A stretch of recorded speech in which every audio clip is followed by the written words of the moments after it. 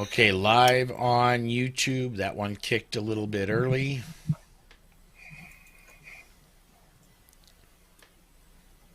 And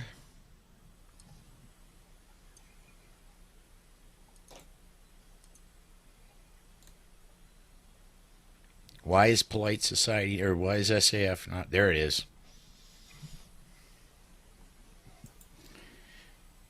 And we are live on Facebook. Welcome, everybody. My name is Paul Lathrop. I'm the Deputy Director of New Media for the Second Amendment Foundation. We are going to be kicking off the episode 572 in just a second. I had my voice coming back to me for a second, but now it's gone. All right. I think if my team is ready, I'm ready. So, we ready to record this, guys? Yep. Sure. Yes. Okay, here we go. Recording in 5, 4, 3. Hi, this is Matt from Geeks, Gadgets, and Guns, and you're listening to another fantastic show on the Self-Defense Radio Network. Visit selfdefenseradio.net to check out all the other great shows. Treat every firearm as if it's loaded. Never point a firearm at anything you're not willing to kill or destroy. Keep your finger off the trigger until you are on target and ready to fire. Always be sure of your target and what lies beyond it. Hi, and welcome to the Second Amendment Foundation's Polite Society podcast. We're recording this one on Monday, January 11th, 2021. I'm Paul Lathrop. I'm Rob Morse, and on tonight's show, we'll talk with Steve Felano about running for sheriff in Buffalo, New York. I'm John Richardson, and we'll talk about the January 6th D.C. protest. I'm Amanda Suffolk, and we're going to talk about the Westwood Cumulus media threatening its conservative talk show hosts. I'm Charlie Cook, and we have a DGU in Miami. Not that Miami, the other one. No, the other one. The one in Oklahoma. So climb aboard. Strap in. And hang on. Episode 573 of the Polite Society podcast starts right now.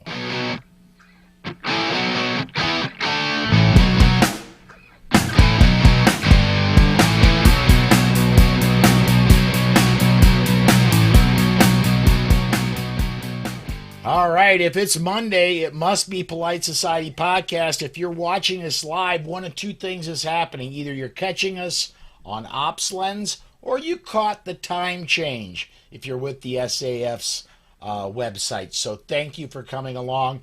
Thanks for joining us live. Rob, what's been up since the last time we talked, man?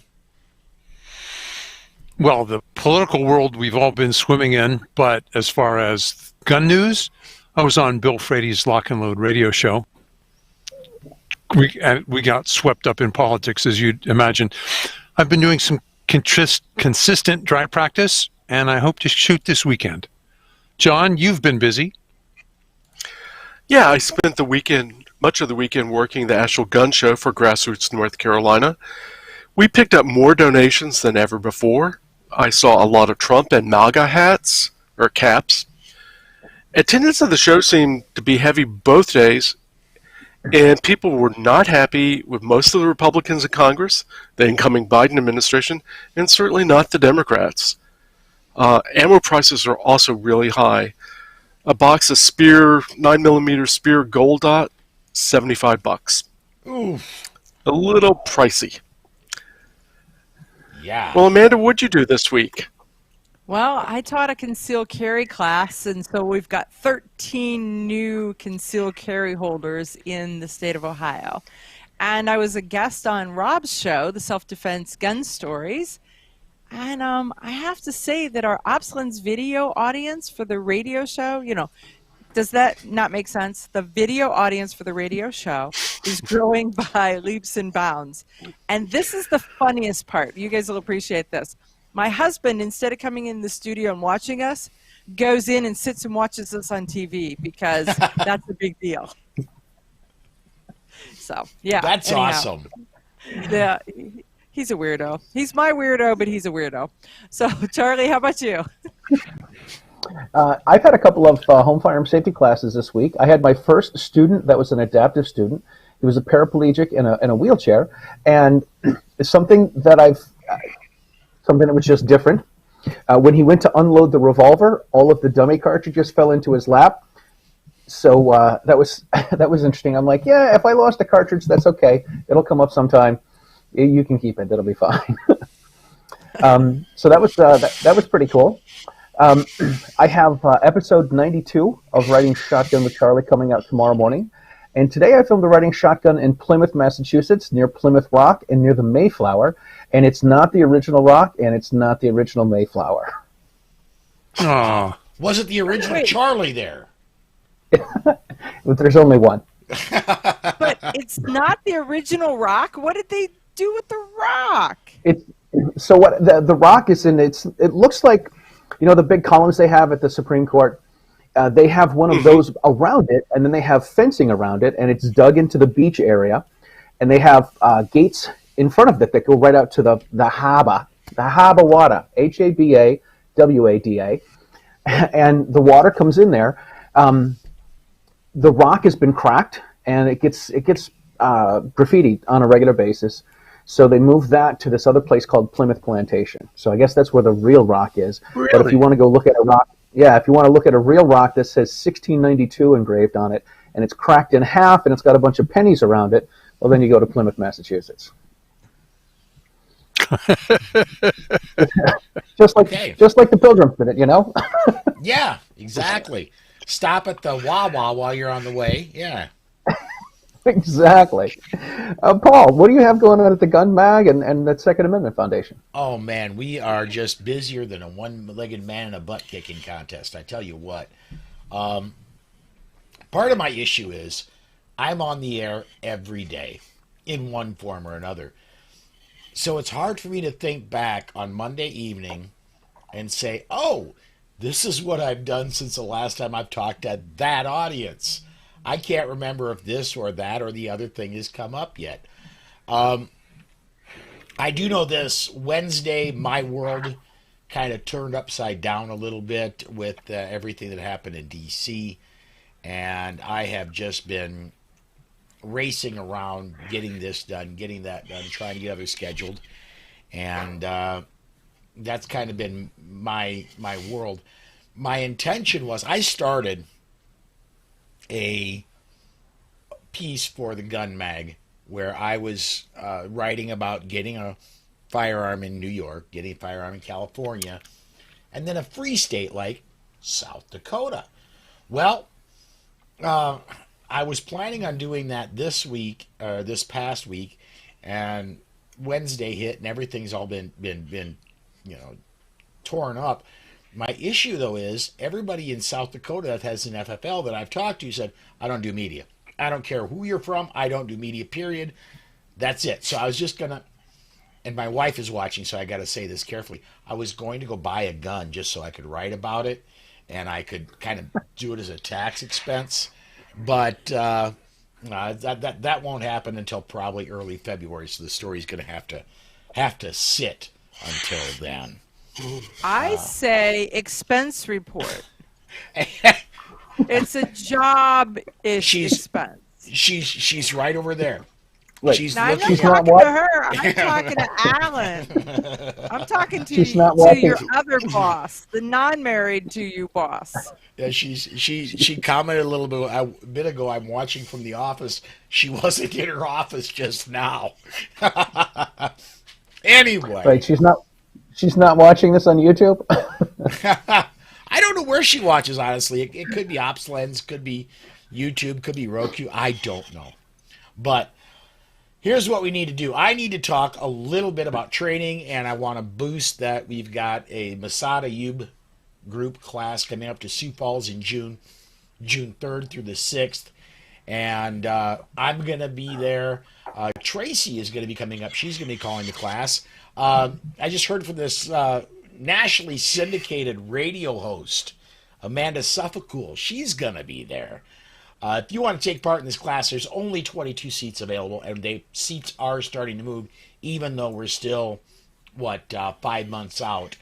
You need to get a hold of Susan at politicsandguns.com, and that is the only way you can register for this class if you email Susan at politicsandguns.com. And then before anybody else got training they want to talk about? No, but I do want to mention this. One of your prior hosts who'd been on here for a long time and is now too busy to be on, yes, was just named as a state rep in Illinois. Did you see that? I seen Gary was named as Illinois state rep and has been posting pictures on Facebook and to our staff page, because he's always going to be staff even if he's not on the air. But yeah, right. Gary got. Isn't that cool? Yeah, that is absolutely cool. Now I just wish there were a few more Garys in Illinois. Right.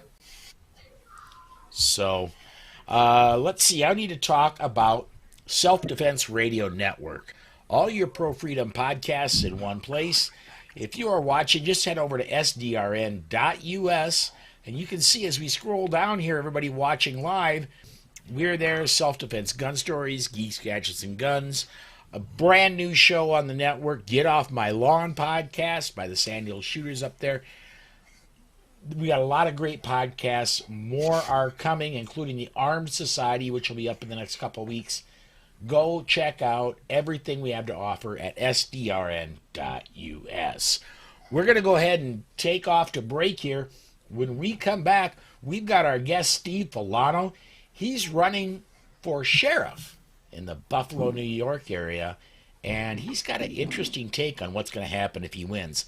Hang on, everybody. We'll be right back with that right after this. Your Second Amendment rights are under attack like no other time in history, and the Second Amendment Foundation needs you to take action now. Joe Biden and Kamala Harris have pledged to make taking away your Second Amendment rights a top priority through gun bans, gun confiscation, government regulations, and even a gun tax.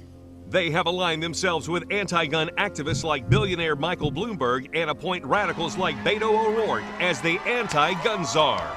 The fight begins now with your text of Protect 2A to 474747. Text Protect 2A to 474747 to pledge your support and become a Second Amendment first responder. Your right to own a gun and protect your family are on the line. Text Protect 2A to 474747 and join the fight to protect your Second Amendment rights. Text Protect 2A to 474747 to pledge your support and become a Second Amendment first responder. And welcome back to the Polite Society podcast presented by the Second Amendment Foundation. Joining me today, Steve Felano. Steve is the head of 2A New York State, or 2anys.com, and recently did something extremely cool. We've had him on the Daily Bullet talking about this, but we wanted to get him on Polite Society as well. Steve is running for sheriff in the Buffalo, New York area. Steve, there was Susquehanna? No, it's not Susquehanna County. Which county are you running in? Sure. First, Paul, thanks for having me on. I'm running for the office of sheriff in Erie County, New York, which includes the Buffalo area, as you mentioned. Okay, Erie County, New York. And you made quite a splash when you declared, man. You certainly came across my radar, and at that time you declared, which is several weeks ago now, there was a total of one person running, and then after you declared, man, everybody jumped aboard because they were really worried about your message. And if I could, to get started, could I have you give a little bit of that message and what you intend to do should you gain the Republican nomination for sheriff and ultimately gain the sheriff's office? Absolutely. So my campaign is focused primarily on what the government is not going to compel you to do, as opposed to what the majority of my opponents are running on their messages. What are they going to enable the government to compel you to do as a citizen? So my campaign platform is focused on three areas. One is non-enforcement of all unconstitutional edicts for residents in Erie County. So that's going to include not enforcing the SAFE Act, not enforcing the pistol permitting regime, not enforcing red flag laws, and also the sum total of the COVID-19 restrictions that we have in New York right now, which it appears, based on recent court decisions from even just the past week alone, are going to fall to a strict scrutiny interpretation in the state courts and the federal courts. The second focus area is impaneling grand juries. That is a power that the sheriff has in New York State that, to my knowledge, no sheriff has used to date. And the interesting thing about impaneling grand juries and special grand juries is the jurors can actually investigate official misconduct not only in Erie County, but all across the state. So they could actually open an investigation into the governor, look at why he shut down the Jacob Commission, which appeared to be getting very close to finding that he was involved in some type of official corruption. They could be looking at COVID shutdowns and the underlying reasoning or lack thereof for how that's applied, a whole range of situations there. And then finally, the last component of the platform is stopping highway theft from working families. So that focuses on the very technical traffic violations that are in play right now in Buffalo and all across Erie County, the sole purpose of which is really to expand the budgets that progressives are able to dip into to fuel their reckless spending. And this is an issue that really those on the left and right are embracing. Progressives in Erie County are mounting a campaign right now to stop traffic cameras throughout the city of Buffalo that really pickpocket working families just so progressives can continue to spend in a reckless way. So those are the focal points, and you're right, it really did shake up the establishment on both the left and right when I announced, because it wasn't expected. I announced early, and the approach is very different. We've got a lot of people in the race right now who have been law enforcement officers for 30, maybe 40 years. But if you look at their websites, there is no platform. It's just a resume. It basically says, I've been doing things the same way for several decades. If you elect me, then that will continue. And I think that's a message that both on the left and the right falls on deaf ears. I think that the public wants a law enforcement outsider, which is what I am, coming in and using the power of the office of the sheriff in new and innovative ways, not to compel citizens to kneel before the governor, but to actually protect them from a legislature 300 miles away that inserts itself into everyday life in very novel and unconstitutional ways. And if I'm able to gain the Republican nomination and ultimately enter the office of the sheriff, that's the type of sheriff I would be, someone who protects your civil rights, not erodes them by listening to what the legislature tells me to do. All right. I've got one more question, and then I'm going to hand it over to my staff and people on and we've got comments pouring in off social media. I will not be able to get to them all. I'll get some of the best ones in there, but the question I want to ask first is, and I asked this when you were on the Daily Bullet, and that's this: you've never had a law enforcement position of any type, and yet you're running for sheriff of Erie County. What are your qualifications for the job, knowing that you haven't had any law enforcement experience? Sure. Well, I'll start off by articulating what the qualifications are to run for sheriff in New York State, and it's simply this: don't be convicted of any serious crime, any serious misdemeanor, felony, etc. Which I've never even been charged with any crime at any point in time in my life, so I certainly check the box there. And the other is, if you're elected and you don't have prior law enforcement experience, that you go through a 40 to 60-hour training program to get up to speed on the various elements of patrol work and overall management of a law enforcement organization. So very clearly, the office of the sheriff, based on the fact that those are the sole qualifications, it was never meant to be a post that was forever managed and controlled by career law enforcement. The point of having a sheriff is to have more civilian input into how generally the largest law enforcement agency in a county is run. And so I would say that my qualifications primarily stem from all the civil rights litigation that I've been involved in, everything from reversal of the state's first ever SAFE Act conviction to red flag law reversals, to reversals of gun confiscation based on the pistol permitting system that have been used primarily to punish enemies of judges in various localities. I see every day through my civil rights work and civil rights litigation how the state infringes upon people's civil liberties, not only in Western New York, not only in Erie County, but all across the state.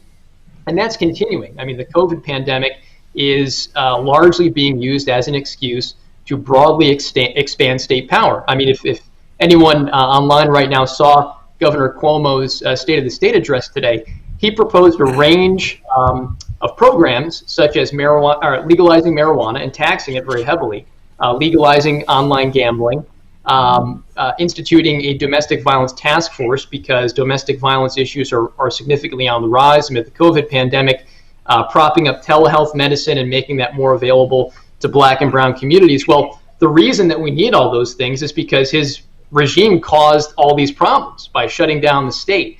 So what is happening here is the Cuomo regime is using the pandemic to produce job security for itself. They caused a problem. Well, guess what? Now we have a government solution to a government-caused problem. So I think I look at things very differently from how career law enforcement looks at things.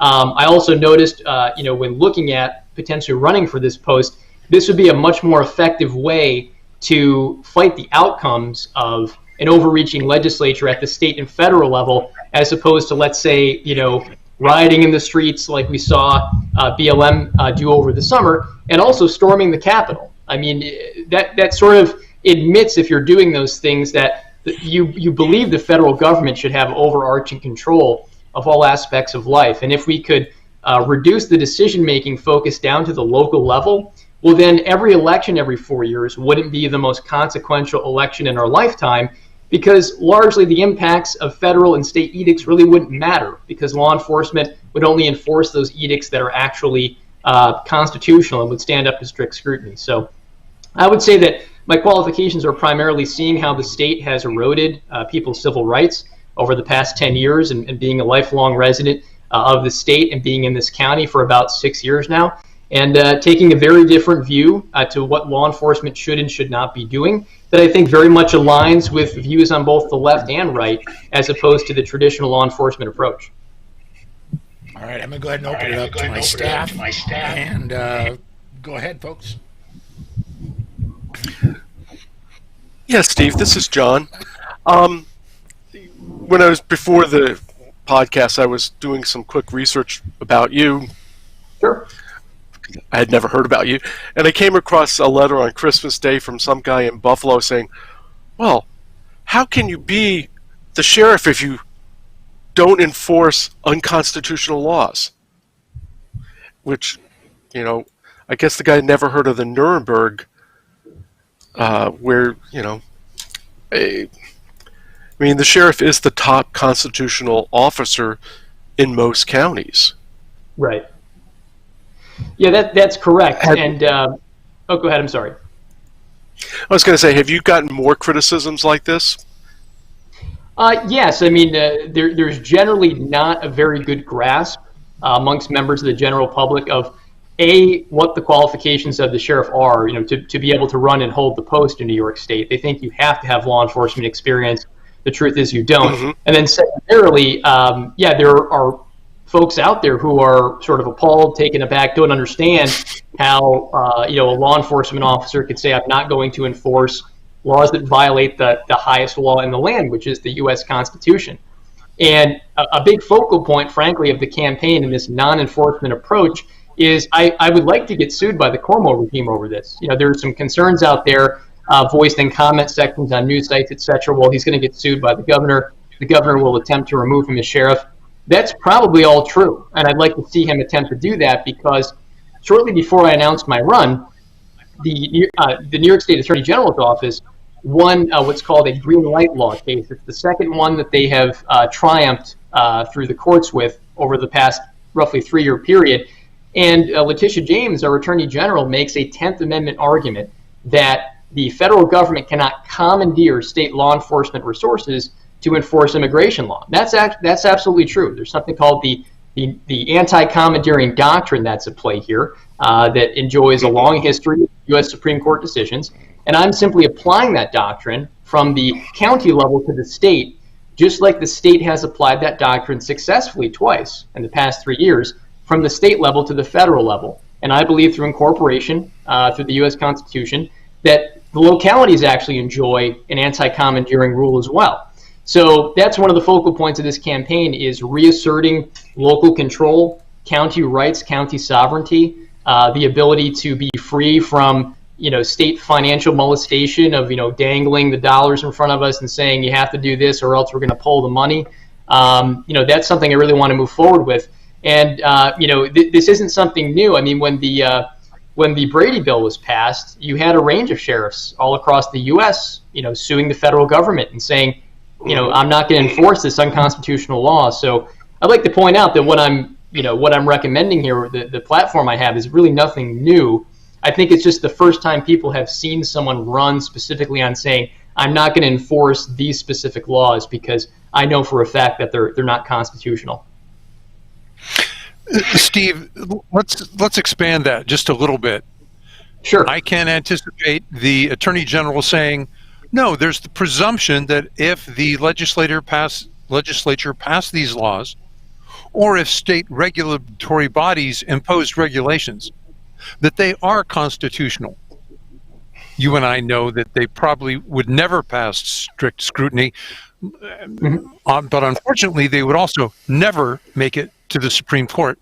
How can you use your arguments to put the onus on them to at least cite elements of the Constitution that say, how do you justify entering someone's home and searching it for a firearm when they changed a medical prescription?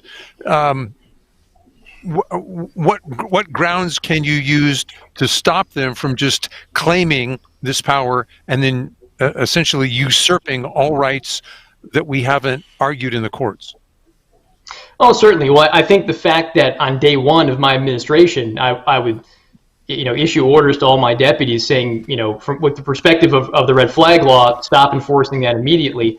The immediate lack of enforcement on a range of these unconstitutional edicts, I think, very much forces the court, up to the Western District and the Second Circuit, to really prioritize any type of case that would come out of this, because you've got a situation where edicts that the legislature wants enforced are going unenforced.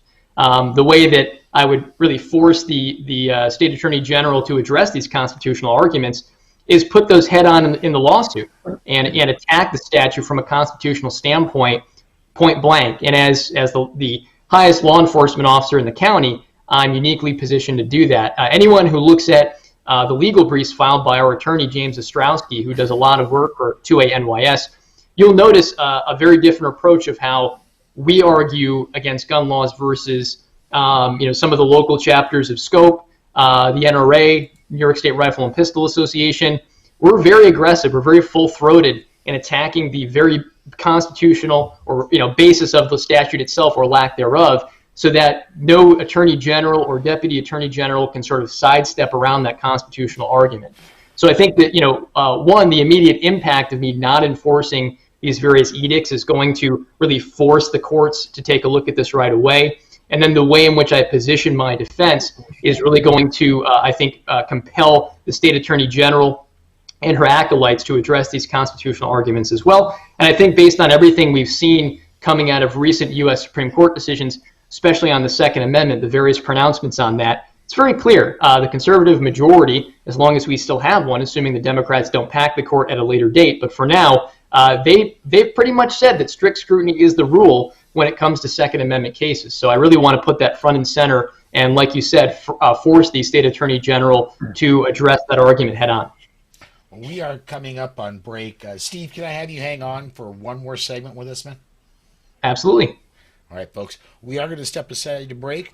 We're going to hear from Concealment Solutions. We'll be right back right after this. This portion of the Polite Society podcast is brought to you by Concealment Solutions. Jason Christensen makes the most comfortable inside the waistband holster on the market, bar none. The Black Mamba. Some of the other products offered are the Sidewinder outside the waistband holster and Python gun belts.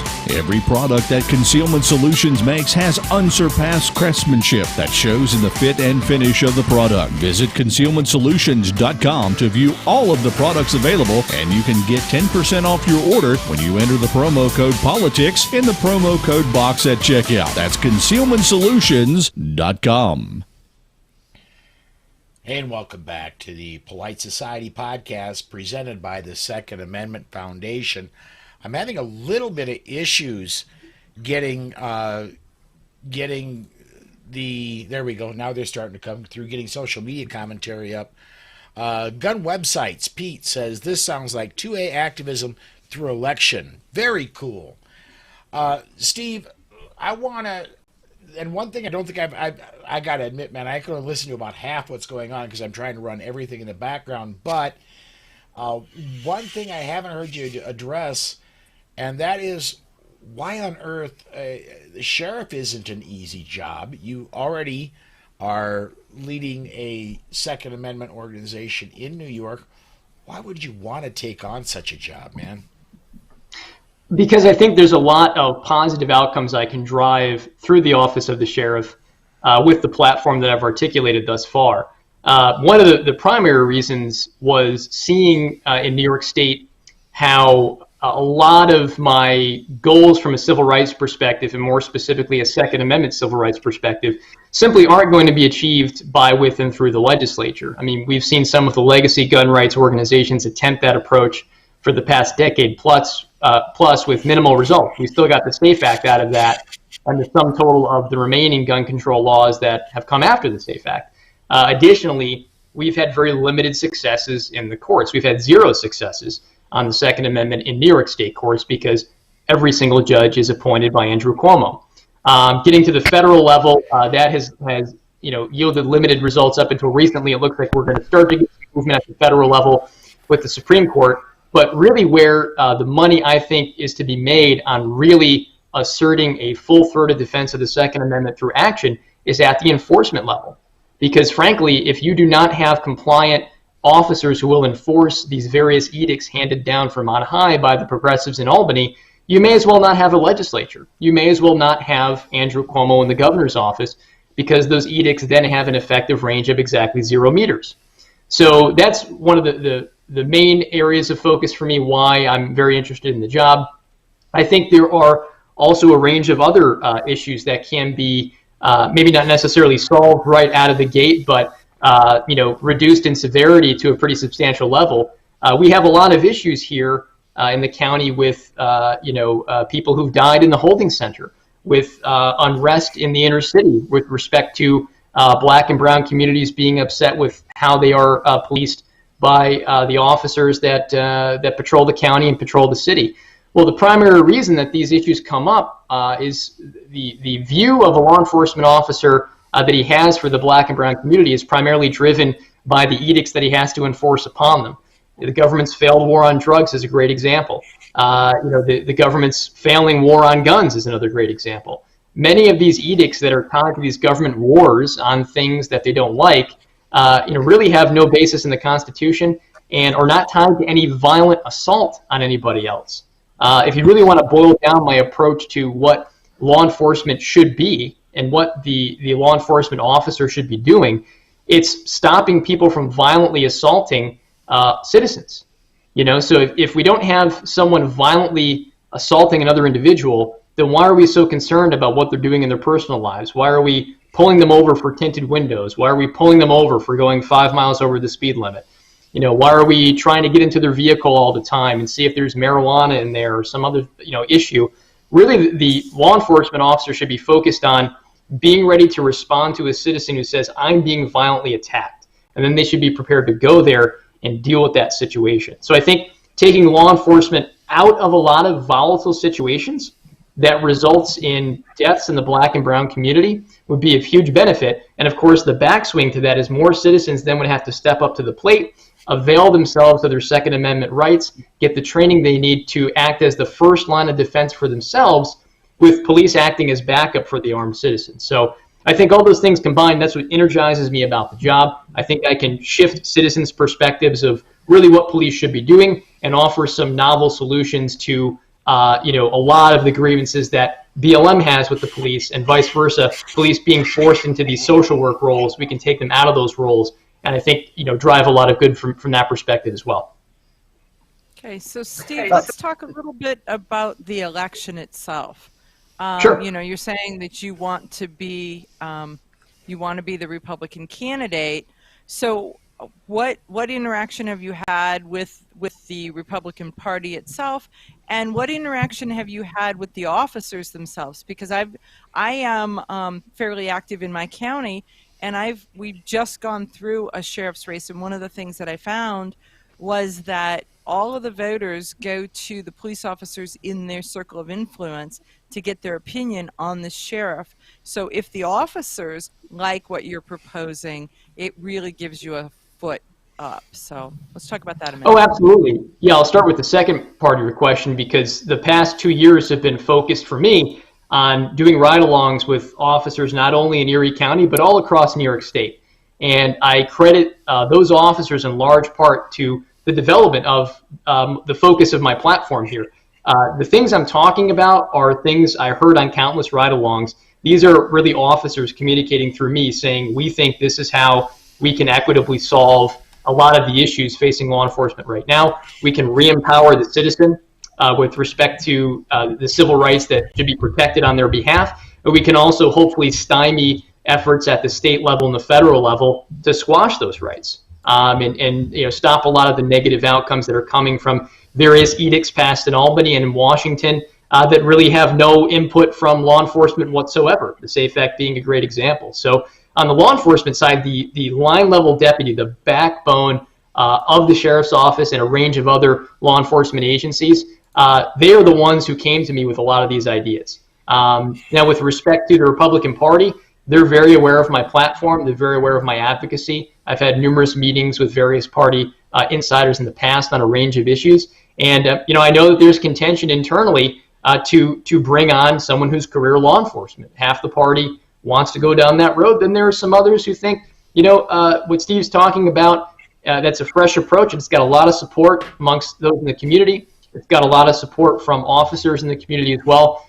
We should give that a look. So I think time will tell in terms of who gets the nomination. But I can say one thing: I'm going to be very aggressive on media engagement.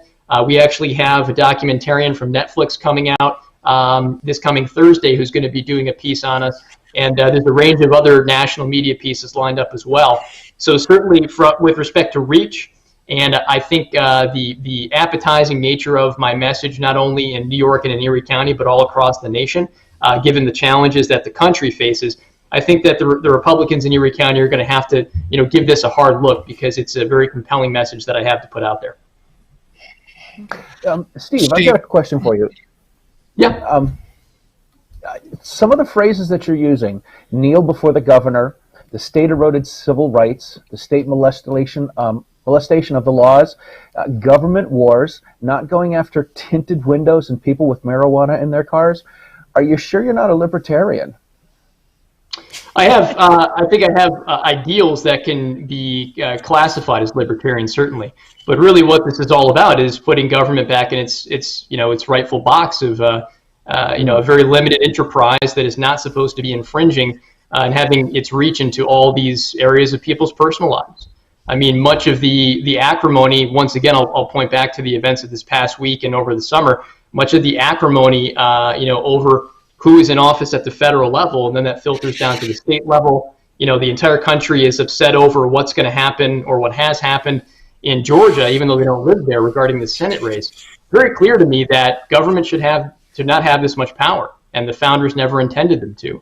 So I think that, frankly, my views transcend any ideological label. When you come right down to it, it's very clear. If government got out of much more of people's lives, got out of their way, we'd be a much happier society. We'd be a freer society. Love it.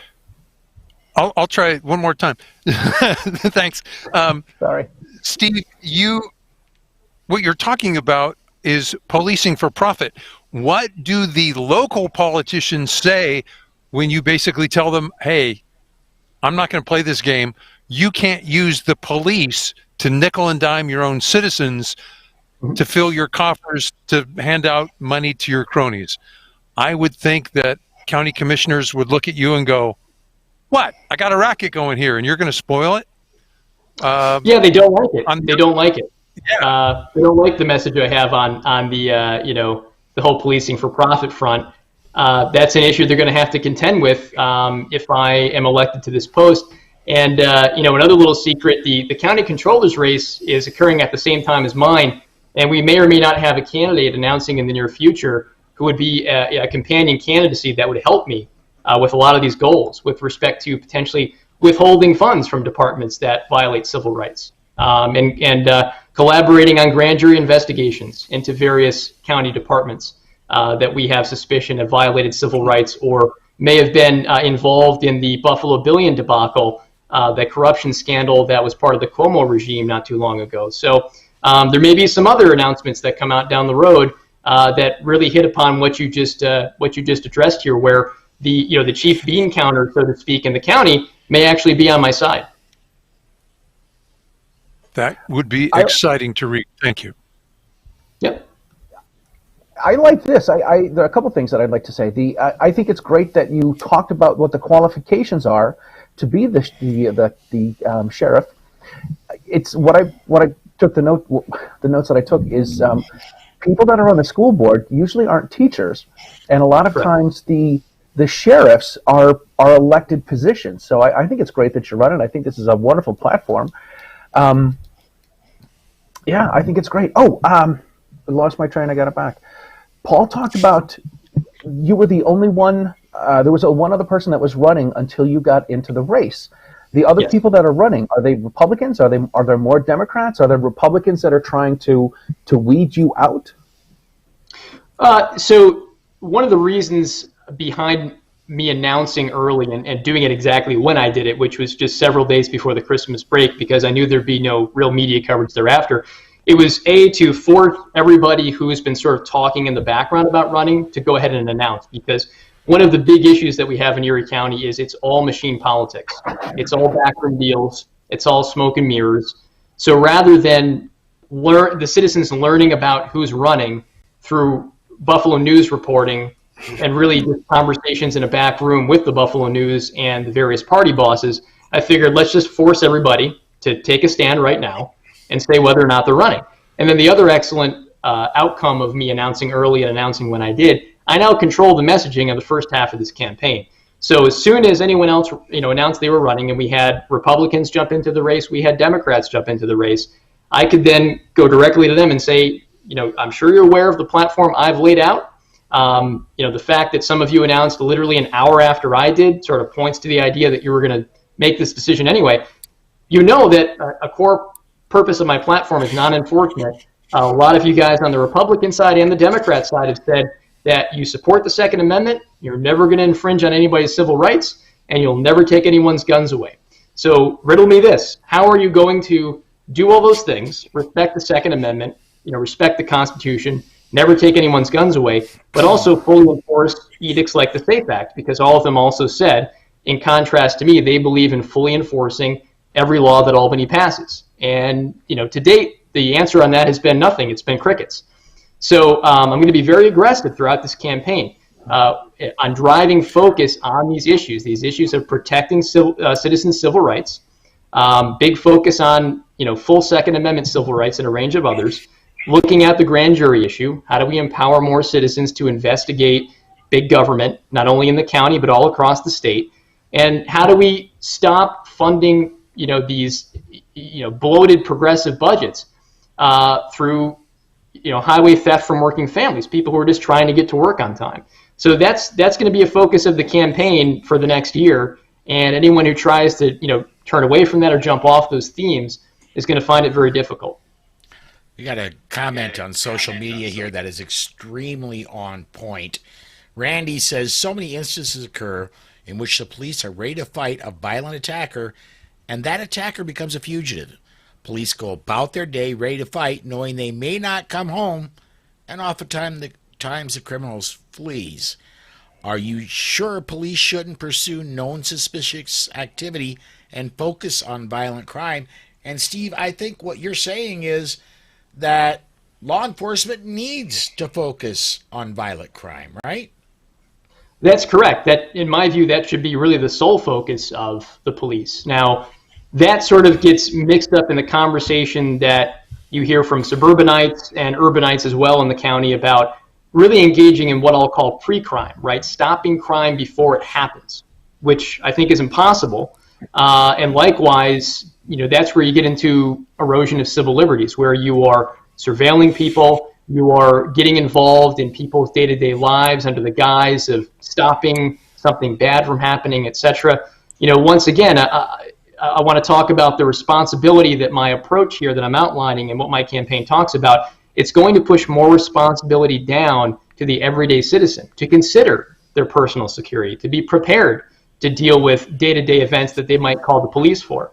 One of my ongoing frustrations riding along with officers for the past 2 years has been the frequency with which they get called to someone's home, a parent, saying, I just want you to, my son won't go to school. I want you to make him go to school. Well, it's not the officer's job to parent your child. And these officers that are in schools as school resource officers, their mission tends to default to, a teacher has an unruly class, well, let's just pull the officer in and make him control everybody. The police are not the easy button. We really need, as citizens, to take more responsibility over our own agency, over our own lives. And yes, leave the officer to just focus on actual violent crime that's happening or about to happen right now. These other issues are, frankly, things that adults should be dealing with, that civilians should be dealing with. All right. Well, we are totally out of time for the segment we have. Steve, if people want to find out more, if they want to support you, and believe me, I know all political campaigns, they run on money. There's no way to do it without money. If people are interested, they want to help out, they want to find out more, how can they do that? Sure. And I'll preface this by saying, this is a grassroots campaign. We appreciate any and all donations. And the website is my last name. It's Felano, Felano, wins, WINS.com, because that's what we intend to do with this campaign. My committee intends to win. It's FelanoWins.com, FelanoWins.com. And I appreciate everybody tuning in tonight and learning a bit more about my campaign and what the real focus is here. Well, thanks, Steve, for joining us tonight. Folks, we do need to take a break. We're going to step aside. When we come back, man, have we got a news segment to get to. We will do that right after this. This portion of the Polite Society podcast is brought to you by the Armed Citizens Legal Defense Network. If you carry a defensive handgun, you need protection from the aftermath of prosecution. Even if you do everything right, you can be the victim of an overzealous prosecutor or even be falsely accused. That is where the ACLDN comes in. They provide immediate assistance when you need it most. If you find yourself under arrest, they immediately pay bail money and the retainer for your attorney. Additional funds are available for trial and civil proceedings. Beyond the money, they have far and away the best team in the industry, providing you invaluable information and training DVDs that are included with your membership and who stand ready to work with your lawyer on your defense. People like Masad Ayub, John Farnham, James Fleming, Tom Gibbons, Emmanuel Capelson, Dennis Tuller, and led by network president Marty Hayes. Initial membership is only $135 for your first year, and you get 8 incredible training DVDs and other educational material when you join. If you don't have tens of thousands of dollars to defend yourself at your disposal right now, you need to be a member of the ACLDN. Go to armedcitizensnetwork.org and become a member today. And please mention that you heard about them on the Polite Society podcast. Hey, and welcome back to the Second Amendment Foundation's Polite Society podcast. This is the news segment, and I want to lead off with a story that's not in show notes yet. I found it literally minutes before we went to air, and I gotta credit Tom Gresham for tweeting this and bringing it to my attention. And that is this: that Cirrus, Cumulus Media, and Westwood One Radio Network, part of the same thing there, put out an edict to all their personalities in talk radio, and those are 2 huge radio networks, saying basically to the point, stop talking about the election or you're going to lose your job immediately. Well, actually, what they said is the network will drop you post haste. This is, in my opinion, an egregious act. It is an absolute stifling of the hosts. Now, Westwood One, I've known about Westwood One since I was about 6 years old, and I stayed up late at night listening to Larry King on talk radio overnights. He was on the Westwood One radio network. This is corporate America taking another turn at finding out, at controlling what you get to listen to, get to have access to information of. We have had tonight, all night, exploding. I've got 40. I've got over 100 comments between Facebook, YouTube, and OpsLens that I don't have the time to put up, simply because we're structured. We do the first segment is us, second 2 segments are interview, and I wanted to keep the interview about the interviewee. I didn't want to introduce all this stuff to the interviewee when they're here to talk about them. But I think we're going to spend a huge amount of time talking about corporate America saying, this is my guy, and if you don't agree with that, we're going to shut you up, and we're going to do it quick. What do you guys think? For one, Dan Bongino is on the Westwood One network. I expect him to get it. He's not going to follow it. Right. He'll get pitched about noon tomorrow if they follow through. What? Their cost to all that. Remember, Twitter lost $5 billion worth of evaluation when they deplatformed President Trump, and a lot of users said, you know what? I don't need Twitter now. I'm sorry, Amanda, please. No, I think that there's so many pieces to this. So the question is Dan Bongino an employee of Westwood One, or is he like national syndicated, and so he's affiliated with? Because I think that's going to be the difference here. As an employee, they're saying that the company line is this. And I mean, and I've worked in big corporate for forever, and there is a spot where it's like, this is the company's platform, this is the company line. If you're working for a Christian radio station, you're not talking about Satanism. If you're on a football station, you're not talking about hockey. I kind of get that, but if you're privately syndicated or affiliated with, are they going to shut you up? So there's those pieces, but we're so offended by this at the same time when we're seeing what's happening with Twitter and with Parler and Amazon and all of these Facebook. different things. Because Facebook right now, if you say stop the steal on Facebook, they'll take you down. If you say something about the election, we are now, our county Republican Party is no longer allowed to buy Facebook ads because we're being spanked because we talked about the election prior to the election. Wow. Real quick, Matthew Pawlowski on Facebook, really cute. What election? Yeah, good question. Exactly. John, you were going to say something? Well, I also, in addition to Dan Bongino, you also have Mark Levin, Ben Shapiro, who had been on Daily Caller or one of those. Daily Wire, yeah. Sorry. Like Amanda said, we don't know whether they are affiliated with them or are they actual employees, and that she's right, it does make a difference. I work for your megacorp. I have to be careful about what I say to clients or what I say about my job, but outside of that, I blog, I have semi-freedom of speech. Well, I think Amanda. Oh, Go I'm ahead. sorry, Charlie.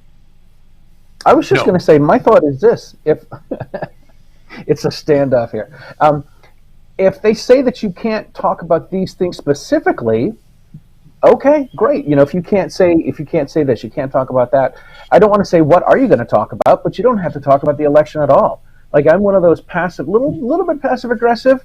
I want to do it this way, and if you don't want to do it my way, then I'm not going to do it your way either. But you're not going to get exactly what you're looking for. So can they not? Can they avoid talking about all of the election stuff? I was a huge fan of Howard Stern in my youth, and I loved watching Private Parts when it did come out. And Howard Stern would say, when he started working for NBC, they would say you have to say the weather. So and you have to give the time, every 12 minutes or something like this. So he would be in some crazy story about something and say, my mother fell down the stairs and I thought she was going to die, and it's 7:12 at night, and then we went and picked her up, and like, he met the requirement of giving all of the information that he was supposed to give, but he didn't give it the way that they wanted to they wanted him to do it. And do they have to? If they want to talk about the election, do they have to talk about the election? Can they? There's plenty of other things they could talk about, but I get that that's, conservative talk shows talk about conservative politics from the right, and can they just avoid everything? I like what you're saying, and you're saying I didn't talk about it. So literally, if all these conservative talk show hosts invite each other onto their stations, therefore, I didn't talk about it. He did. I'm just reporting the news. So you're telling me I can't have it right? I didn't say that at all. But Amanda, you're absolutely right. If they're an employee, they can be told what topics to cover. If they're running their own shows, all the network can do is drop them, and then the network can probably be sued. But won't that be fun, John? Can people get sued if they drop syndicated radio shows? Well, Parler is suing Amazon right now. It depends on if they have a contract. Right. Yeah. What does the contract say? Let me tell you, the contracts are kind of sketchy. There's not a lot of meat to them. And Amanda, you would know, you have a nationally syndicated radio show. Yeah, there's just not a lot of meat to it. They're like, you want to do this? And you're like, yeah, I'm in, right? And then, but I've also worked for radio stations where the owners would come in and say, this is a volatile topic. I don't want you to mention this, this, and this. And you're like, okay. So I'm playing in their playground. And so those were things we didn't or couldn't talk about. But I was willing to do that based on the fact that I was willing to take the paycheck.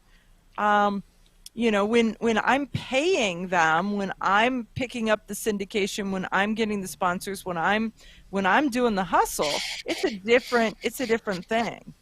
And so then I think that becomes the whole freedom of speech, is that if I can't have the time on their satellite, and I think that's the thing we're all watching in horror. That's the Parler story. I mean, when they were taken off of Amazon, the web hosting, because they didn't like what they had to say, that's First Amendment offense, in my opinion. Yeah. Well, let me jump in here, because we are coming up on the top of the hour, and I want to do two things. I want to thank OpsLens for carrying us live. We've been on OpsLens for a while. This is the first show that we've done live on OpsLens, and because of the scheduling at OpsLens, we're going to be saying goodbye to OpsLens now. For those of you watching on OpsLens, thank you for watching. Come join us next week. We're going to be a regular Monday show, same time, 7 p.m. Eastern, 6 p.m. Central, really the only time zone that counts. But we're going to be on 6 p.m. Central Time every Monday night. Come join us again on OpsLens. For everybody else, we're going to step aside to break. And when we come back, we're going to have to do another news segment, because there was something that happened last Wednesday in D.C. that we haven't even touched on yet. Forget it. So, yeah, exactly. All right. Local news. We're gonna step aside to break, and we will come back right after this. Firearm Safety Institute is one of Northwest Illinois' premier firearm training companies. They provide superior firearm training to all levels of shooters. Gary Doherty has been a trainer and concealed weapons permit holder for many years. While living in Nevada, he carried legally and has the experience to train you to do the same. Firearms Safety Institute offers a wide range of courses designed to meet the personal needs of both seasoned shooters and those that are new to the world of firearms. If you are looking to apply for the Illinois Concealed Carry License, Firearm Safety Institute can provide you with the professional training that meets the state's requirements. Gary accommodates classes of all sizes and can provide individualized instruction if that is your personal preference. He's happy to work with you and your friends to arrange private classes and will come to your location and work around your schedule. If you would like to get your Illinois CCW or increase your firearm knowledge or skills, go to firearmsafetyinstitute.com to start the conversation. Mention the Polite Society podcast and receive a 10% discount on your training. Remember, that's firearmsafetyinstitute.com. Get your Illinois CCW today. And welcome back to another segment of the Polite Society podcast presented by the Second Amendment Foundation. I want to get to a few social media commentaries, and then we got to address the one other big issue that we should be covering for news. And let me go ahead and bring in social media commentary. Jeff Christensen says, come on, pop in there. There we go. Says, in 2013, there was an ammo shortage. What's the problem now? And Stephen Delworth says, not enough supply to keep up with demand. And Justin Scarberry says, are ammo manufacturers running at full strength? And yes, they are. Yeah, ammo manufacturers are going great guns. The reason there's more of a shortage now than in 2013, twofold. Number one, more people are paying attention now than there were in 2013. And there's more civil unrest this past year than there was in 2013. That's why the four. Okay, go, Amanda.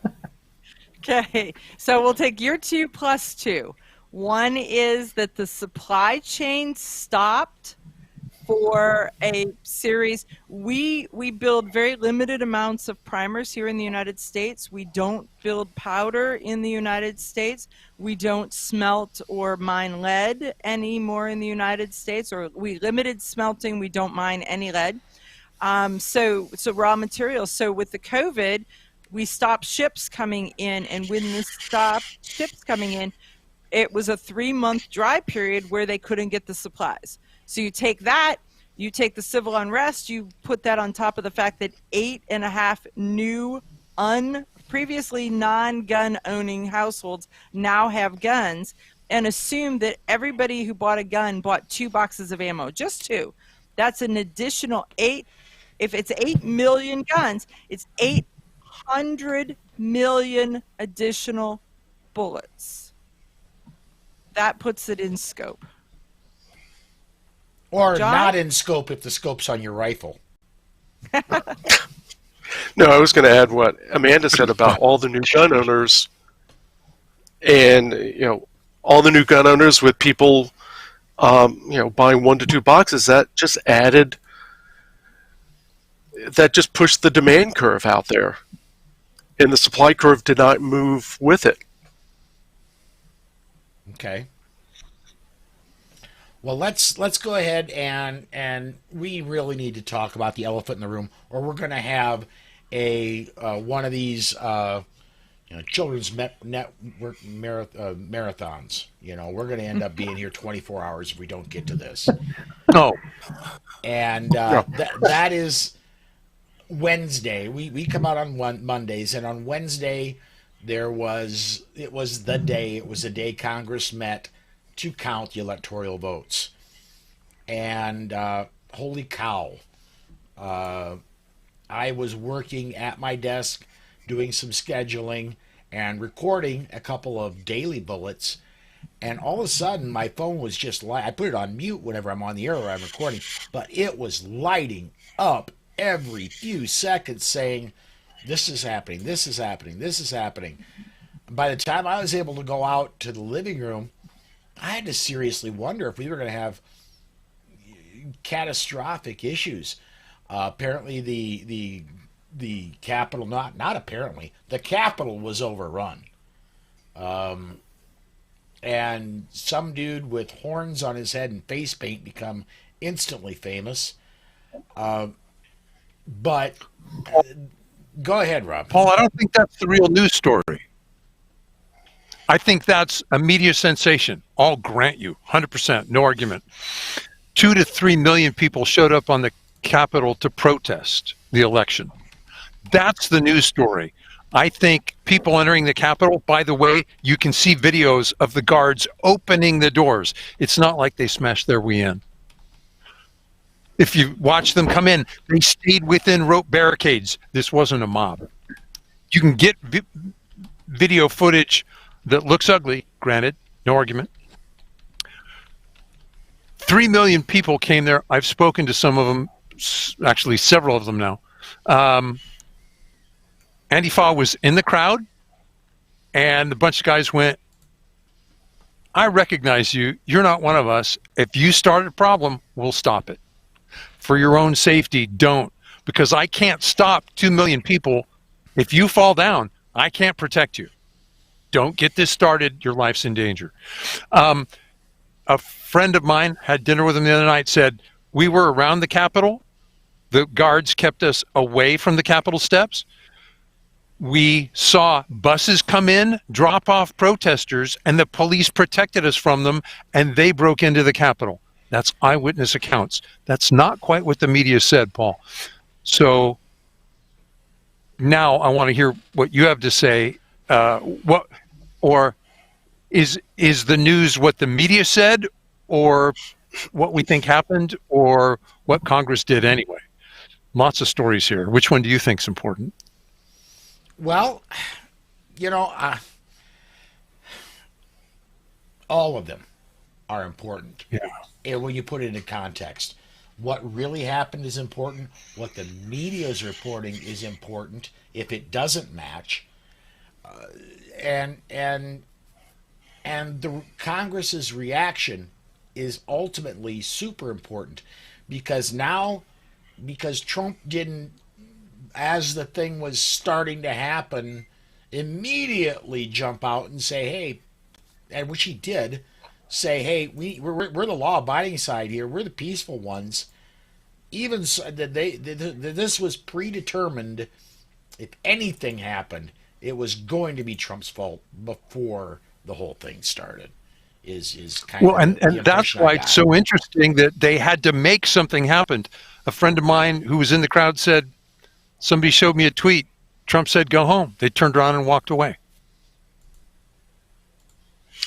The other thing is that now you have Democrats like Cori Bush from St. Louis, who had been very active in Black Lives Matter, putting a resolution before Congress asking that any Republican that objected to the Electoral College results be expelled from Congress. Locally, Madison Cawthorn is my congressman, and I'm happy to have him. The local Democratic Party is trying to have him ousted, saying he's an insurrectionist and helped foster sedition against the government. Well, I'm feeling like a seditionist, John. We tried the ballot box. We tried the soap box. I'm trying to do anything to avoid the cartridge box. Exactly. So I entirely understand the people who say, gosh, if you didn't want us to vote, you could have just told us. We'd have saved it. We could get right to the heart of the matter. You want to dictate about who our representatives will be. Okay, now we can agree to disagree about whether we have a government. I have to say we've got to watch what's happening, because I don't know. There's so much stuff happening. Are we being played? And that's where I'm at. There's a couple pieces of information I'd like to toss out there, because it's coming at us fast and furious from every different direction, all of the different things. And so we're talking about election fraud, and we're talking about them trying to take elected members of Congress and get rid of them. They're actually talking that they want to take Ted Cruz's law license away from him because he stood up and voted to try to stop the Electoral College. And then when you add into it that the officer who pulled the trigger, who fired the shot, he committed suicide. So wow. There are no winners in this. So the question is, are we all being played? Or, are we living in the middle of a revolution? Or are we all just pawns and we're being played and we're just not smart enough to know that we're being played? Can I put a vote in for being played? Oh yeah, we're being played. Remember, we had the CIA and the FBI promote false claims that Trump was elected through Russian interference. They went out and generated those claims, fed them to people who then fed them to the media. That was our intelligence services. And now they're saying, gosh, we can't find any election fraud, says the FBI. The CIA says, you know how voter data, these are the guys who can listen to any phone anywhere.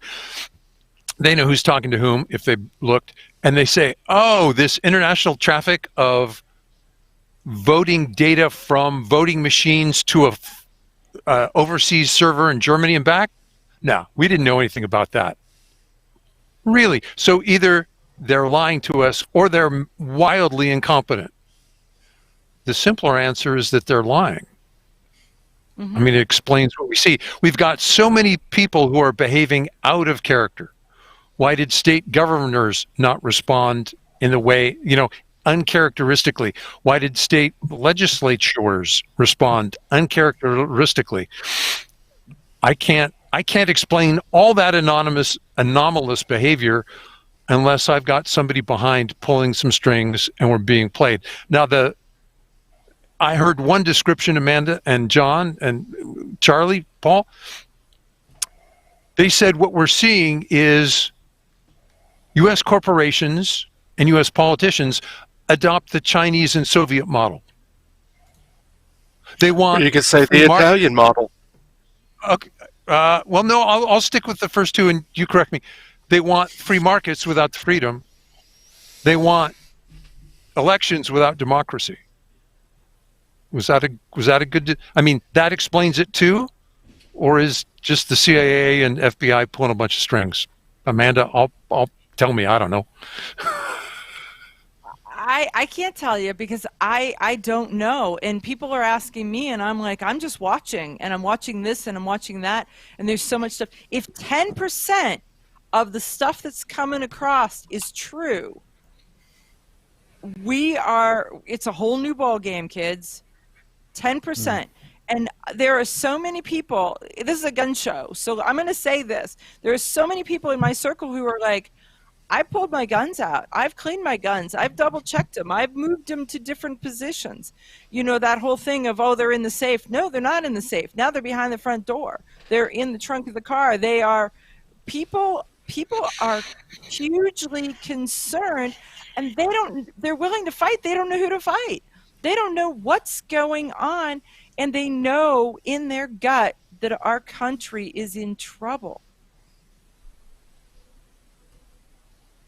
Amen. I've been saying for a long time that my concern with the Second Civil War, if we could dub it that, my concern is that there are going to be no uniforms.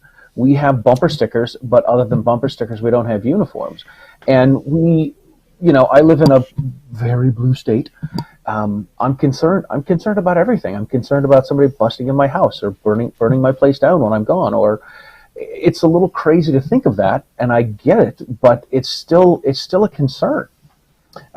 I think all of the if you don't do what we say or if you don't do what we like, this is the hugest manifestation of bullying. And for years and years and years, we've heard you're not supposed to bully people. You can't bully people. It's mean to be bullying.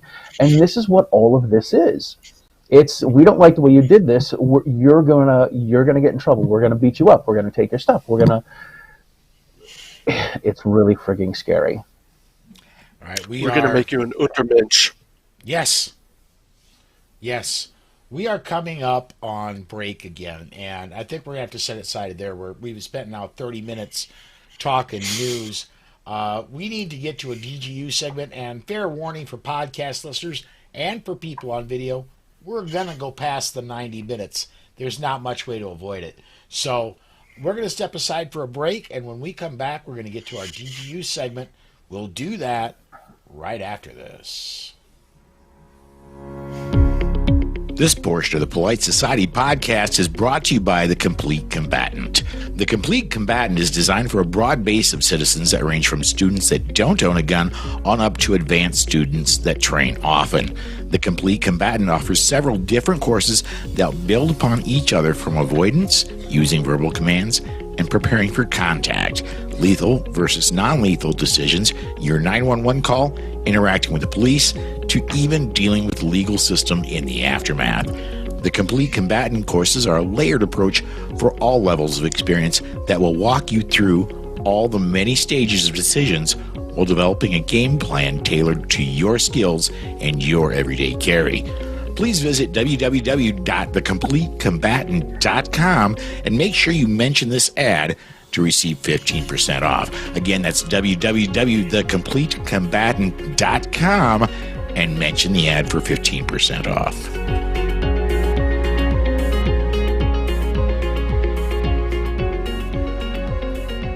All right, welcome back. This is the Polite Society podcast presented by the Second Amendment Foundation. This is our DGU segment, and these discussions are not legal advice. Some of us are trainers, but this is not formal training, and you need formal training. The defensive gun use segment is intended as information, not as training. As always, the opinions of the hosts are only their own opinions and not those of any sponsors or other affiliations, although they should be. All right, Charlie, you looks like you've got the same one you teased in the open. The Miami, not that Miami or the other Miami, but the one in Oklahoma.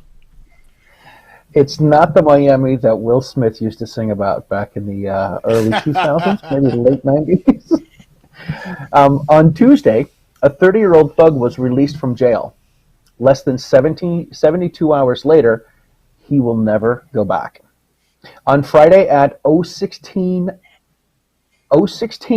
hours, that's 12:16 a.m. to ordinary folks, a resident heard banging on his back door. Then he heard someone coming through the back bedroom window. He grabbed a shotgun, and when the intruder came in, he fired one shot. According to the Miami, Oklahoma police summary, the occupant stated he feared for his life and grabbed his shotgun to protect himself. The intruder was transported to the hospital and expired at 100 hours, which is 1 a.m. The homeowner is not facing any charges in the incident. When using a shotgun for home defense, it is recommended that a 12-gauge buckshot number 1 to triple-aught buck is the size.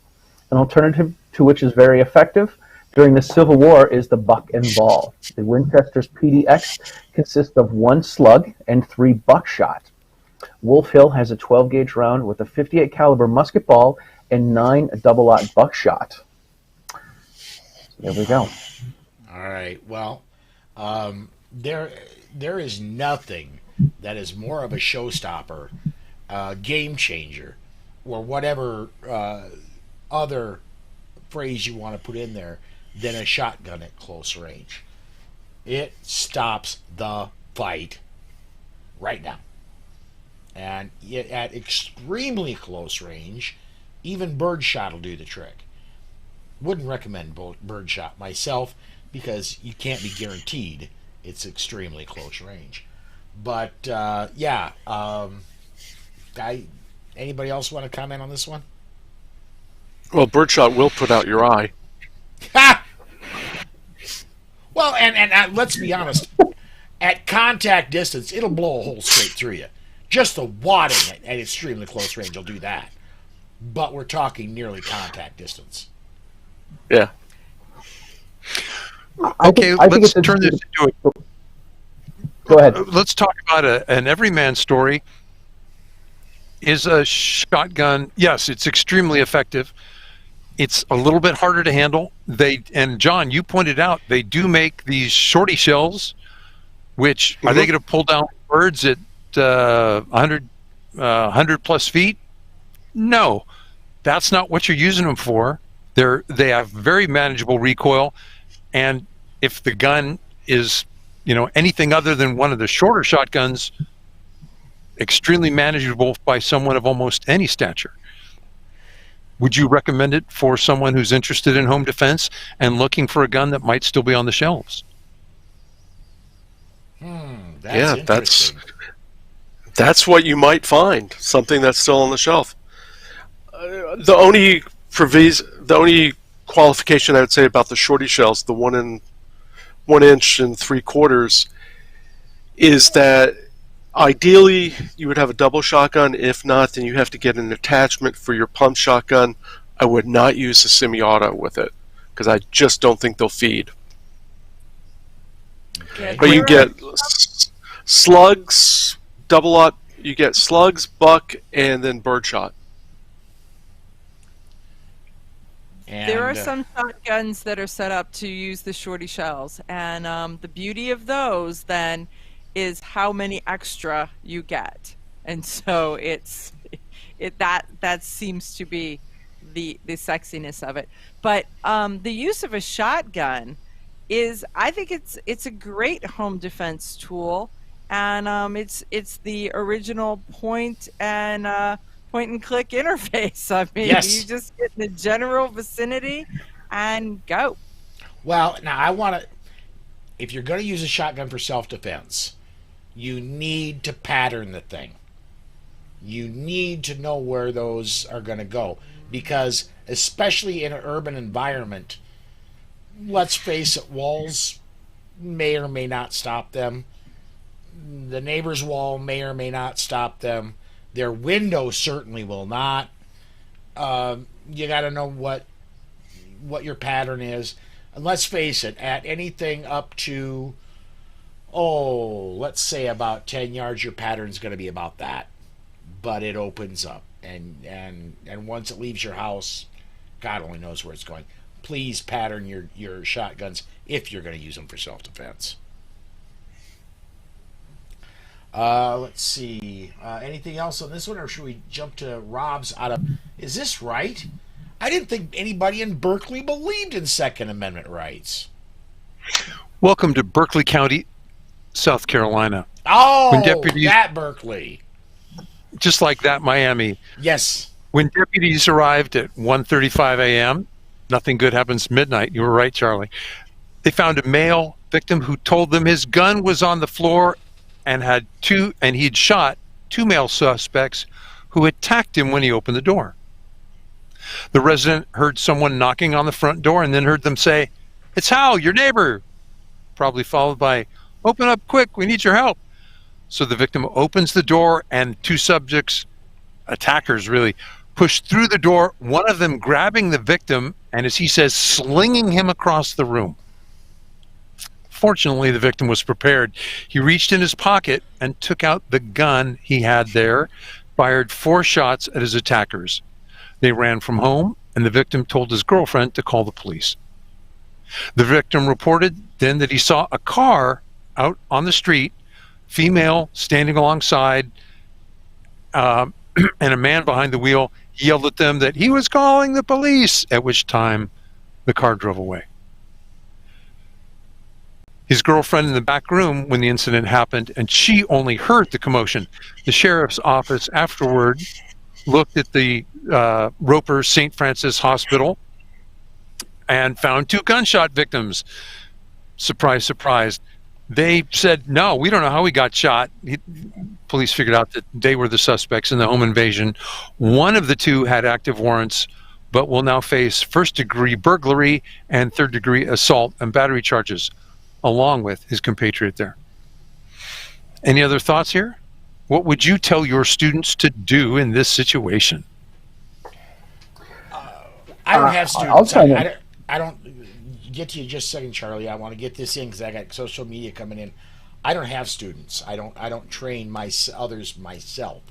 But I'm going to say unless there's a pocket holster, and there are some, I don't know. I've never had a pocket holster myself. I don't know about the quality of them. But I'm not a big fan of pocket carry. I'd rather it be in a holster on your waist or in front of you or something. But good on the guy, pants on, gun on. The guy accomplished both, and good on him. Charlie, what do you got to say? Well, first I want to say I hope Uncle Mike's is not one of our sponsors. We all know that Uncle Mike's... Okay. We all know that their products are not as good as other products. The only Uncle Mike's product I have is a pocket holster that I carry my J-frame in, and I've carried it before in cargo shorts and sometimes in dress pants, and that's the only thing that I put in the pocket with my Uncle Mike's pocket holster. So a pocket holster is not so bad. Pocket holster at 1:30 in the morning, I don't carry a pocket holster in my pajamas. So what I would tell my students, and what I often tell my students here in occupied territory, we cannot have post-September 13th, 1994, high-capacity magazines, or so-called high-capacity magazines. So I tell everyone, I say, listen, bad guys have friends, which this story sticks to that. There's two people in the house, there's someone in the car, there's another person in the car. Bad guys have friends, which is why you should get yourself a Glock and spend, I hate to say this, $125 on a pre-1994 Glock magazine. So so that you can have, when you run into bad guys with friends, you've got 15 or 17 rounds to hopefully persuade them to change their mind. Repeat that for me. How much for a pre-1994? 125 smackaroonies. And 125 big ones. And they know it was manufactured before 1994. How? Well, if it's a Glock magazine, it's got the U notch on it. It does not have the ambidextrous magazine release. It doesn't say for law enforcement and government use only. The only way that you're going to know this is if you get into having a Glock and you start to look for these magazines. Okay. All right. Guys, how much of this feels like it was written by somebody who writes horror movies? You know? Knock, knock, knock. I'm the big bad wolf. Let me in. And everybody's going, no, don't open the door. What are you doing? No. Ah! It's like, what are you doing? Opening the door to a stranger at one. Now, the great news, you were armed. I like it. But what it was your neighbor. He said it was your neighbor. It was Hal. And all of you in the morning, too. Right. Yeah, but Hal's going to lock you outside the spacecraft. Yes, he will. Couple of relevant social media comments coming in. David Wilcox says, my PJs have pockets. And Big John 410 says, I never open my front door unless I know who they are. I'll call 911 on their behalf. Good point. Yes. And you can David, be non-neighbor. I don't have PJs, man. I don't. I walk around in my skivvies. If I've got a, I start working 3 a.m. my time. Seriously, I get up and start doing research for what I'm going to write on at 3 a.m. in the morning. I'm just going to say that it's pretty hard to conceal that gun then. I don't conceal. At walking around my house at 3 a.m., I've got staged weapons all throughout the house. Right now, I've got one on my hip, but I've also got one right up over here. I've got one in the entryway over there So that points at the front have you door. heard of that product called Thunderwear, where they put their gun on top of where they put their gun? That's what I'm thinking Yeah. of Paul and his I've seen short one of pants those. on. Yeah, Yeah. I'm just saying, pants on, Maybe a gun shoulder on, holster. Pants on, gun on only applies if you're wearing pants. I'll leave it at that. All right, we're at the bottom of the hour. We got one more segment. We're coming up on 90 minutes. Thank you, everybody watching, for being patient with us. We're going to step aside to a final break. When we come back, we'll talk about what everybody's been writing about, and we'll shut the show down. And we'll do that right after this. It all failed before. Alcohol prohibition brought us organized crime, and no less alcohol. Drug prohibition brought us murderous, no-knock, wrong house raids. Police! Search warrant! No, wait! The crack house is next door! Now gun prohibitionists want laws to lead us down that same path. Don't Americans ever learn? Just ask yourself, isn't government the only beneficiary of police-state policies? Brought to you by Jews for the Preservation of Firearms Ownership. Information available at jpfo.org. All right, welcome back to the final segment of the Polite Society podcast presented by the Second Amendment Foundation. I want to get to, at this point, traditionally we've gone, if you want to get in touch with the show, yada, yada, yada. Pete, Gun Websites, has brought up some really good points that I want to get in here before we do actually shut the show down. This came up at the end of our news segments, and he said, it's not a civil war, it's a propaganda campaign. We fight with our awareness, motivation, and commitment. He then continued, less with guns, more with microphones and pens.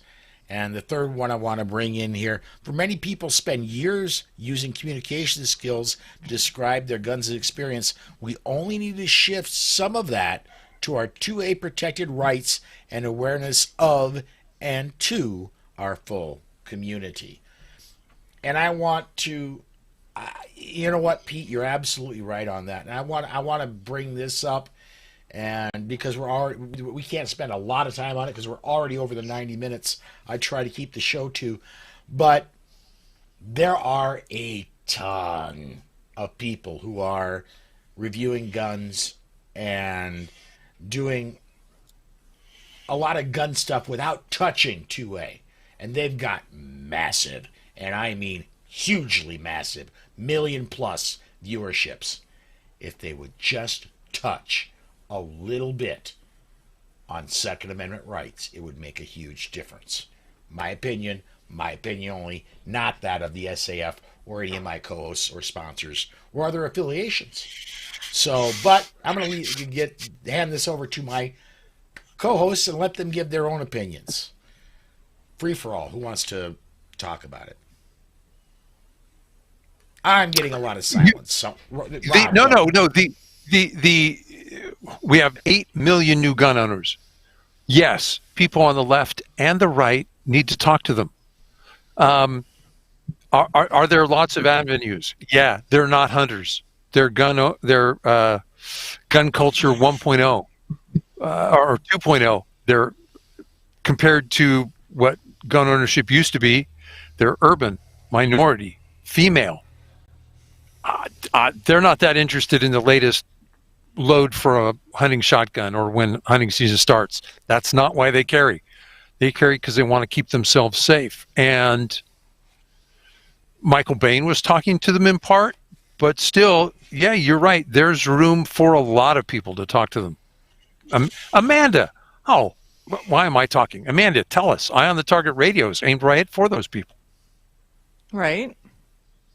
Yeah. So we talk to them. We talk to them weekly. I mean, and that allows us to engage in a variety of other conversations. But it just kind of blends in and it blends out, and you try to make those conversations turn into something else, so that people see that gun owners are human beings and that human beings are gun owners, and you try to connect and weave that together. I think that's all I got. All right. Randy says, rock out with your Glock out, Paul. Yeah, very cool. Yeah. We'll just, it's a Smith & Wesson shield right now. We'll leave it at that. Gun websites, thanks. We have a lot more on our side this time around since 2015. DC Project, KD, 2A4E. When they do, these large channels will follow. And he also says, we are the stronger connections that you have made with AMCON and GRPC. Stop. I kind of organize. I'm the guy that gets up on stage. I do a lot of work with it, but it's not me. GRPC is the only thing I do with GRPC is broadcast it. AMCON, I kind of started the ball rolling, gathered a bunch of people around me, and I don't. I kind of, do the tech, and I'm gone for most of it. So AMCON, I can't take responsibility for AMCON or GRPC. And last thing he says is, we are stronger as a 2A community, larger and more diverse and more aware than we ever have been. All right, let's get on to who's been writing what. Rob, dude, you're up. No, I can't call you Rob, dude. No, what? That's Rob Campbell. That's patented. I can't touch Rob, dude. All right, Rob, man, what have you been writing lately over at Slowfax? So Amanda, tell him I'm Rob, man. He's Rob, dude. That's exactly it. We have millions of new gun owners. They are from outside the old gun culture. And I was thinking about the things that I didn't know when I started to study armed self-defense. Well, this new gun culture, as I mentioned, urban minority women, if you ask people in the city if they know gun owners, they say, nope, don't know any of them. Well, other than the guy in the sporting goods store, who are they going to turn to? So I just wanted to remind them what it means to be a new gun owner, because nobody told me, just to give them a map of where to go. That's an article called Being a New Gun Owner, What I Wish I Knew When I Started. It's at slowfax.wordpress.com. From there, my articles go up to Clash Daily and AmmoLand. John, what's new at your blog? No Lawyers, Only Guns and Money. Well, I haven't really been blogging much this week. I think I've just been taking a lot in. But the new age of the great censorship is upon us. Trump has been banned from Twitter. Conservative social media site Parler had its web hosting services denied by Amazon. GoDaddy is trying to pull the plug on ARFCOM, AR15.com, and Newsmax was down for a good part of the day. Censorship is never the correct answer. If your arguments against your opponents are so weak that you have to resort to censorship, perhaps you need new arguments. That and more is at onlygunsandmoney.com. All right, Charlie, what have you been doing? Now, you don't write. You've got the Blogger of the Year in Phoenix in 2019, but you don't write. What's been going on over with your Riding Shotgun with Charlie channel, man? You are completely correct about that, and no one was more baffled for the Blogger of the Year than a guy who doesn't write. Let me tell you that right now. I put out shows on the second and fourth Tuesdays of the month. I have a video interview show, of course, and I put out shows on the second and fourth Tuesday, and tomorrow's the second Tuesday of the month. I have a show coming out with author John Petrolino. I went down to New Jersey to interview John, and he's a great guy. He's very persistent. He's very much like Amanda. I have to say this.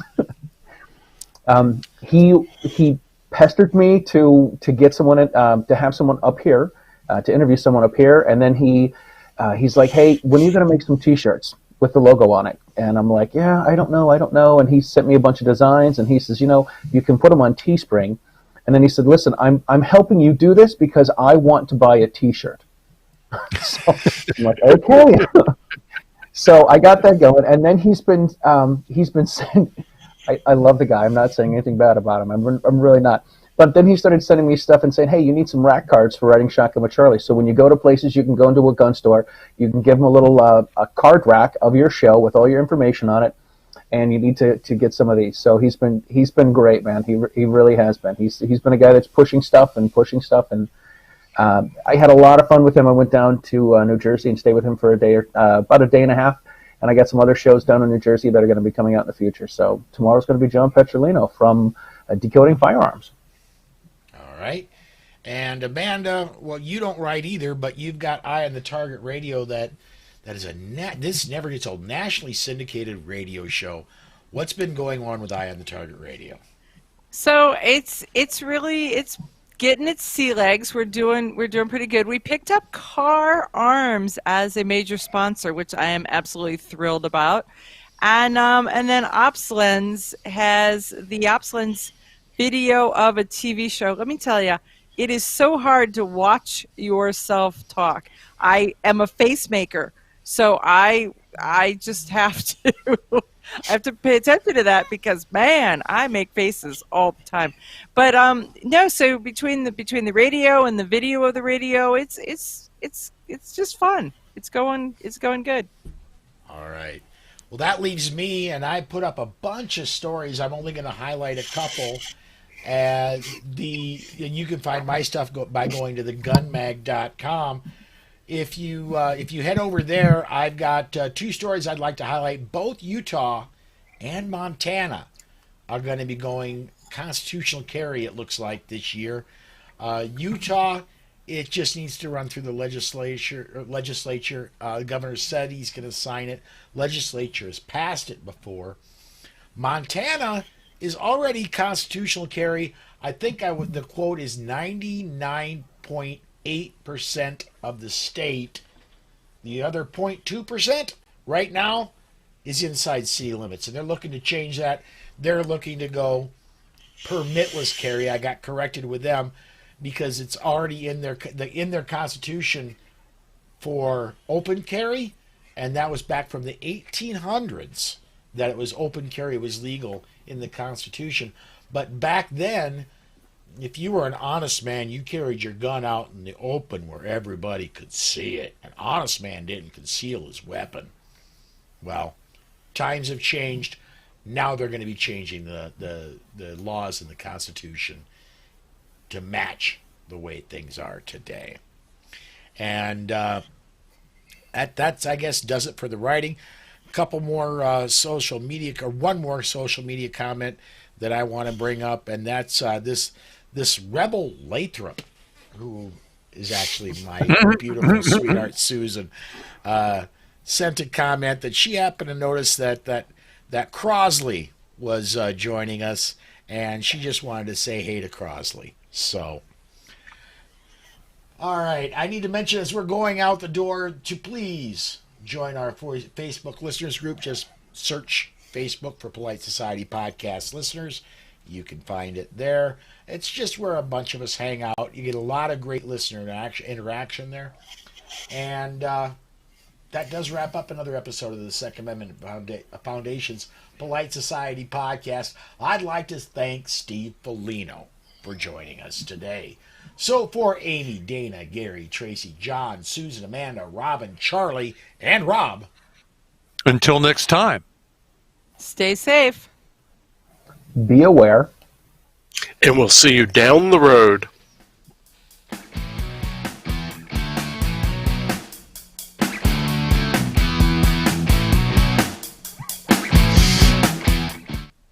Oh, I shot that out too early. All right. Good night, everybody. I'm going to shut down the stream. I'm going to shut down recording. Everybody have a great night. Join